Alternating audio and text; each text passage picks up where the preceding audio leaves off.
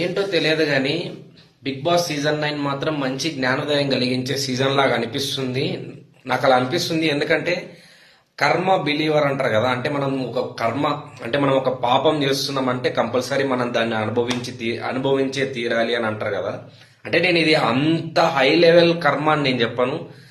దేనికంటే సంజన గారు నిన్న మొన్న ఏదైతే ఆమె కొంచెం డిస్టర్బెన్సెస్ క్రియేట్ చేశారో, ఎలాంటి దొంగతనాలు అయితే ఆమె చేశారో, అంటే సుమన్ శెట్టి గారి సిగరెట్లు అండ్ ఓనర్స్ అయినటువంటి గుడ్డు ఏదైతే దొంగతనం చేశారో, దానికి ఆమె కెప్టెన్ అయిన తర్వాత హౌస్ మేట్స్ లో చాలా మంది వరకు ఆమెకు సంబంధించినటువంటి వస్తువులని దొంగతనం చేయడం, ఆ చాక్లెట్స్ థమ్స్అప్ అవన్నీ దొంగతనం చేసి వీళ్ళు తినేయడం తాగేయడం అయితే మనం చూస్తాం.